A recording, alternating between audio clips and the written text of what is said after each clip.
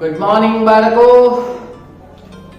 તો આપણે ગતિકીય ઈએમએફ ની સૌથી ઇમ્પોર્ટન્ટ થિયરી જોઈ.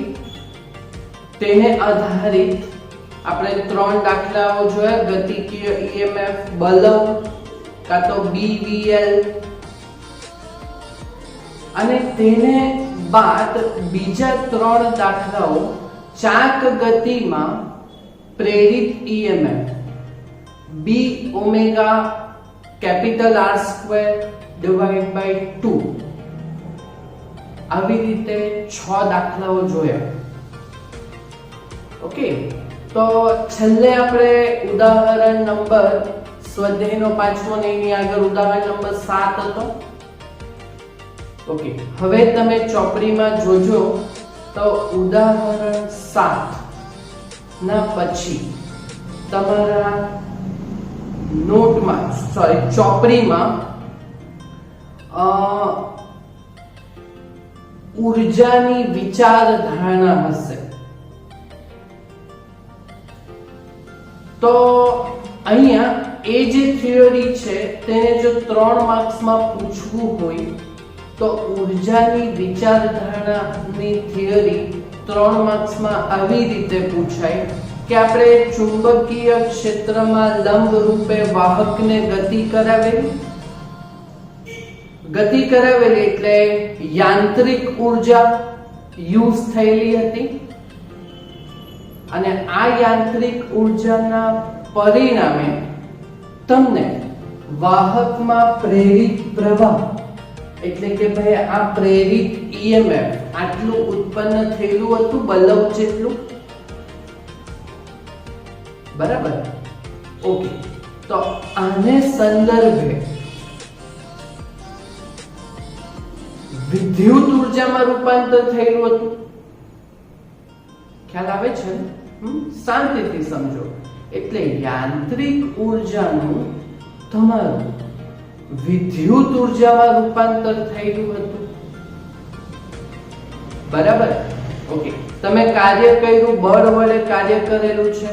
એમ આ વાહકને એમ ખેંચવા માટે વ્યક્તિ તમે જે પાવર જે કાર્યનો ઉપયોગ કર્યો તેને પરિણામે તમને વાહકમાં પ્રેરિત ઈએમએફ પ્રેરિત પ્રવાહ મળેલા હતા. તો એ પાવરનો કોન્સેપ્ટ જે હતો 11મા ધોરણમાં તે પ્રમાણે કે ભાઈ ચુંબકીય ક્ષેત્રમાં લંબ રૂપે ગતિ કરતા વાહકમાં એક બાહ્ય બળ વડે પાવર અને જૂલ ઉષ્મા રૂપે વ્યય થતો પાવર, આ બંને સરખા છે તેમ સાબિત કરો. તો બાહ્ય બળ વડે પાવર જે છે ને તે 11મા ધોરણમાં હતું, અને જૂલ ઉષ્મા રૂપે વ્યય થતો પાવર એ તમને યાદ જો હોય ને તો પ્રકરણ 3માં અંતમાં તમારા નોટમાં છેલ્લે મેં જૂલ ઉષ્મા રૂપે વ્યય થતો પાવર I2R નું તમને સૂત્ર બનાવી આપેલું હતું. I2 અને R એટલે અવરોધ. તો આ બે પાવર સરખા છે તેમ સાબિત કરવાનું છે. ઓકે, તો એ તો બહુ ઈઝી રીતે સાબિત થઈ જશે, એમાં કોઈ ટોપ નથી ફોડવાની. ઓકે, તો શાંતિથી સમજો. તો એ જે છે વસ્તુ સાબિત કરવાની છે. તો પાછી આપણે એ જૂની પુરાણી આકૃતિ દોરશું. એમાં નિયમિત ચુંબકીય ક્ષેત્ર ચોકડી રૂપે બતાવ્યું. તો ભાઈ અહીંયા આપણે ડોટ સ્વરૂપે બતાવી દીધું, ફરક કઈ નથી પડવાનો. એમાં v લંબ રૂપે v જેટલા વ્યક્તિઓ અંદર તરફ લઈ જતા એટલે બહાર તરફ લઈ ગયા, એટલે વાહકમાં પ્રેરિત એના ફ્લક્સમાં ફેરફાર થાય, અને ફ્લક્સમાં ફેરફાર થાય એટલે પ્રેરિત ઈએમએફ પ્રેરિત પ્રવાહ ઉત્પન્ન થાય. બરાબર. ને આ જે પ્રેરિત ઈએમએફ હતું તે બલવ જેટલું હતું, BLV કાં તો BVL માઈનસમાં. ને માઈનસ એ બતાવે કે ફ્લક્સમાં થતા ફેરફારનો વિરોધ કરે એટલે પ્રેરિત ઈએમએફ ની દિશા બતાવતું હતું. ઓકે, તો એ જ આકૃતિ એ જ શબ્દોની રચનાને ઈએમએફ નું આપણે સૂત્ર લખી દીધું. પછી આપણે આ બે પાવરના જવાબ સેમ આવે તે આપણે 11 અને 12મા ધોરણને બંનેને મિક્સ કરીને સાબિત કરીશું. ઓકે, તો આકૃતિ તો તમને આ ખ્યાલ જ છે. તો આકૃતિમાં ભાઈ સમતલને લંબ બહારની તરફ એવા નિયમિત ચુંબકીય ક્ષેત્ર B માં U આકારના આ વાહક પર L લંબાઈની બે ભુજાઓ પર L લંબાઈના એક વાહક સળિયાને V જેટલા વેગથી ગતિ કરાવતા ચુંબકીય ફ્લક્સમાં ફેરફાર થાય. ચુંબકીય ફ્લક્સમાં ફેરફાર થાય એટલે પ્રેરિત EMF અને પ્રેરિત પ્રવાહ ઉત્પન્ન થાય. તો આ જે પ્રેરિત EMF ઉત્પન્ન થવાનું તે આટલું થવાનું. બરાબર, સમજ પડી ને? આમાં પ્રેરિત પ્રવાહ કેટલો થશે? તો ભાઈ પ્રેરિત પ્રવાહ એ ઓહમના નિયમથી થશે. તો ભાઈ પ્રેરિત પ્રવાહ કેટલા આવશે? તો ભાઈ પ્રેરિત પ્રવાહ ઓહમનો નિયમ શું કે V બરાબર અહીંયા. તો I બરાબર V/R વોલ્ટેજના છેદમાં અવરોધ. બરાબર, તો વોલ્ટેજ એ અહીંયા EMF છે એટલે EMF E by capital R અવરોધ, આ વાહકતાનો અવરોધ. બરાબર, તો આ EM પ્રવાહનું સૂત્ર શું થશે? તો -BVL ના છેદમાં અવરોધ કેપિટલ R ઓહમનો નિયમ વાપરેલો છે. તો આટલું EMF અને આટલો પ્રેરિત પ્રવાહ ઉત્પન્ન થશે વાહકમાં. બોલો, સમજ પડી ને? ઓકે, હવે આપણે જઈએ 11મા ધોરણ પર. આપણે બે પાવરને સમાન સાબિત કરવાના છે. તો પહેલું બાહ્ય બળ વડે અપાતો પાવર, તે જે તમે કાર્ય કર્યું તે યાંત્રિક રીતે. બરાબર, તો એ વસ્તુ આપણે પહેલા કે બાહ્ય બળ વડે અપાતો પાવર. ઓકે, તો બાહ્ય બળ વડે જે પાવર આવે તે પાવર P બરાબર યાંત્રિક પાવર. ઓકે, તો એ બાહ્ય બળ વડે જે પાવર આવવાનો તે P બરાબર 11મા ધોરણમાં વ્યાખ્યા હતી પાવરની. P બરાબર કાર્ય ના છેદમાં સમય. કાર્ય એટલે બળ ગુણ્યા સ્થાનાંતર ના છેદમાં સમય.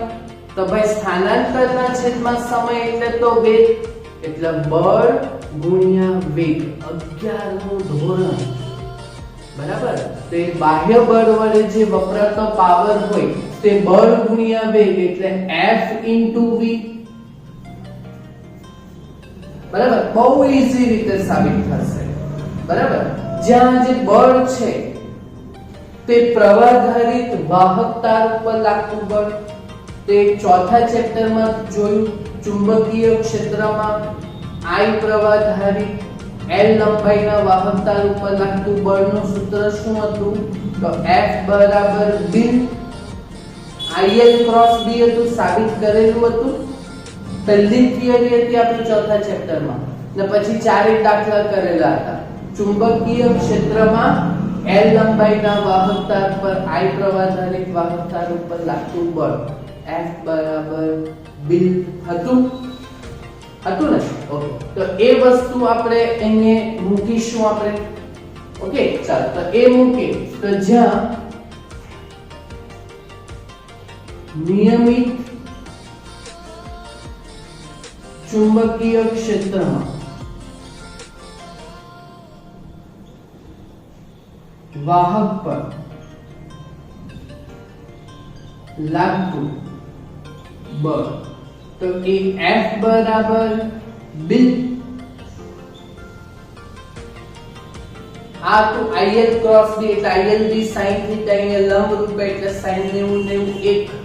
તો IL B પ્રમાણે આ આવશે. ઓકે, ચાલો તો એ વેલ્યુ અહીંયા મૂકો એટલે આ બાહ્ય બળ વડે વપરાતો પાવર P બરાબર D I L V થશે.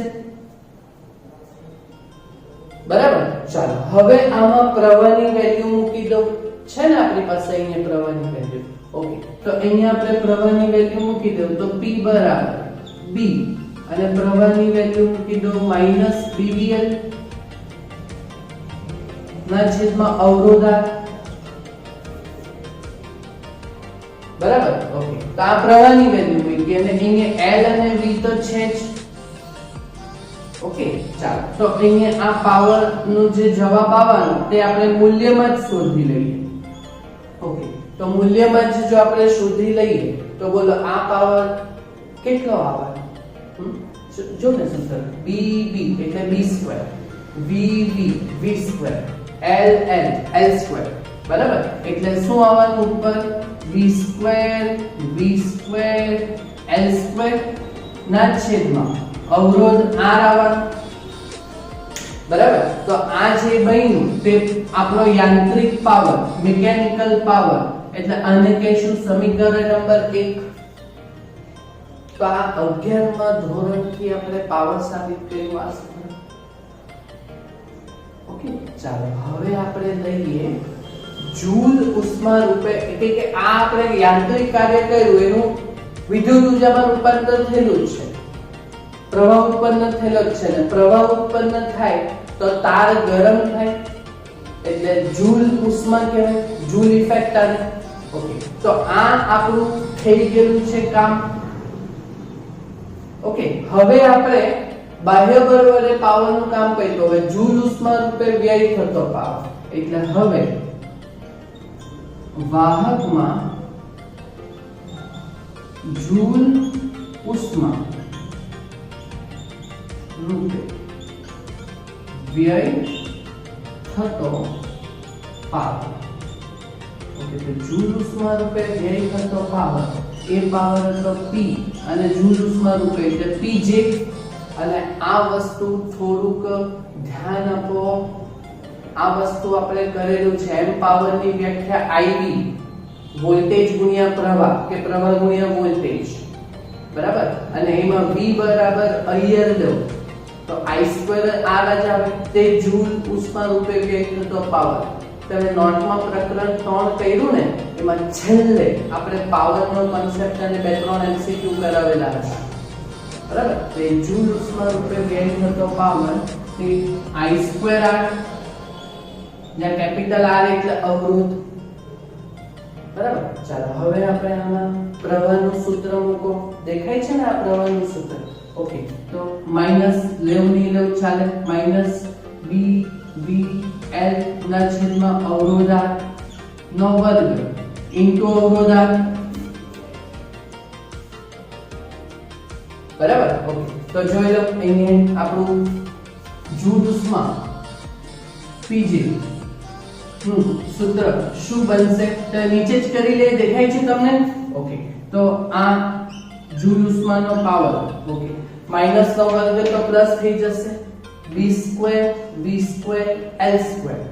અહીંયા અવરોધ R ને છેદમાં અવરોધનો વર્ગ આવશે, તો એક અવરોધ ઉપરથી ઉડી જશે તો છેદમાં એક અવરોધ રહેશે ને. ઓકે, તો આ સૂત્ર શું આવવાનું? B2 V2 L2 ના છેદમાં અવરોધ R આવવાનું, બરાબર. તો આ આપણું બન્યું સમીકરણ નંબર 2. આ જૂલ ઉષ્મા રૂપે વ્યય થતો પાવર થયો. ખબર પડી કે તો બોલો હવે આ બંને જે વસ્તુ છે તે સરખી છે કે ચેક કરી લો. આ યાંત્રિક પાવર છે, તો આ યાંત્રિક પાવર એટલે mechanical power. P mechanical P mechanical P mechanical P mechanical કહી દીધું. જોઈ લો હવે આ બંનેનો જવાબ સેમ છે કે નહીં? તો બોલો સેમ છે તો પછી અહીંયા આપણે લખી શકીએ ને. શું લખી શકીએ? તો જે જવાબ છે તે આમ સમીકરણ 1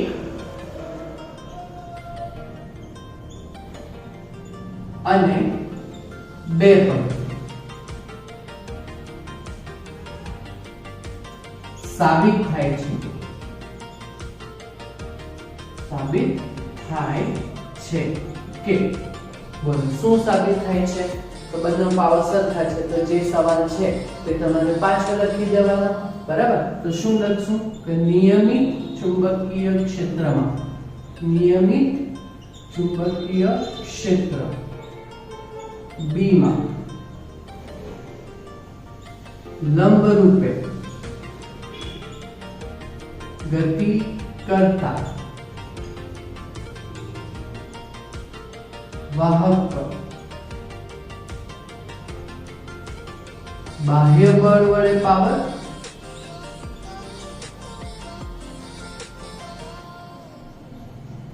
અને જૂલ ઉષ્મા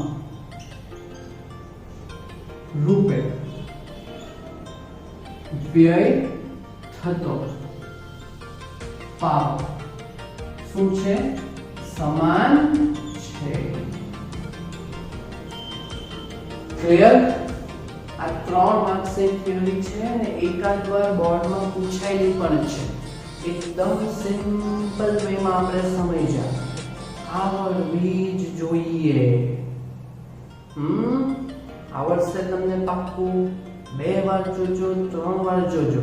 આ બે જે પાવર છે તે આ 11મા ધોરણ પ્રમાણે છે. આ 12મા ધોરણમાં પ્રકરણ 3 ના છેલ્લા ટોપિક પરથી છે. મેં જે નોટમાં કરાવેલું છે એમાં આવડવું જોઈએ તો તમને આવડશે. કન્ફર્મ 2 વાર જો, 3 વાર જો. પણ જ્યારે નોટ ને આ તો આપણું જૂની થિયરી છે કે તો બોલો તમે શાંતિથી 2 વાર જો લેક્ચર, 3 વાર જો, પણ જ્યારે બી નોટમાં કરો ત્યારે જાતે કરજો. પાક્કું કરી લેશો કામ? ઓકે, તો આટલું કામ તમે પૂરું કરજો. તો આ જે પાવર, બળ ને એ બધું જે કોન્સેપ્ટ છે ને એના ઉપરથી આપણો ઉદાહરણ નંબર 8 છે 4 માર્ક્સનો. તો એ આપણે જોશું next lecture. Okay, thank you very much.